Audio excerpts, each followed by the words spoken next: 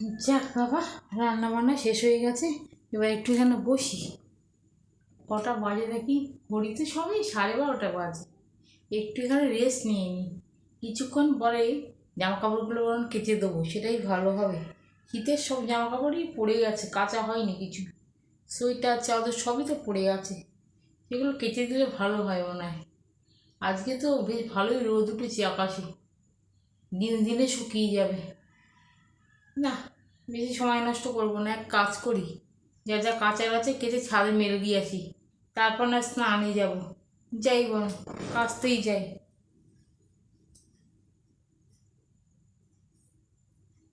যা বাবা, যা যা কাচার ছিল কাঁচা হয়ে গেছে, ছাদে মেলে দিয়েও এসছি, আর স্নানও হয়ে গেছে।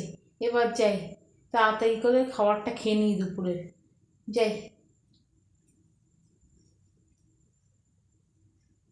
দুপুরে খাওয়া দাওয়া তো কমপ্লিট হয়ে গেছে, এখন আর কোনো কাজকর্মও নেই।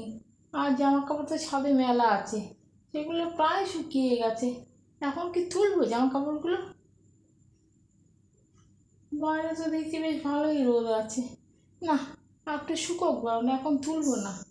আমার ভীষণ ঘুম পাচ্ছে, আর তাকাতেই পাচ্ছি না তো। একটু ঘুমিয়ে নিই বরং।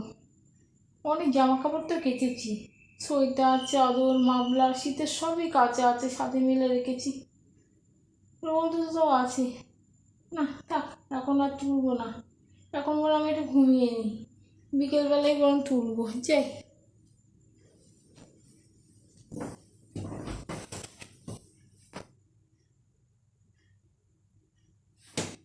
কেমন ঝমঝম আওয়াজ হচ্ছে।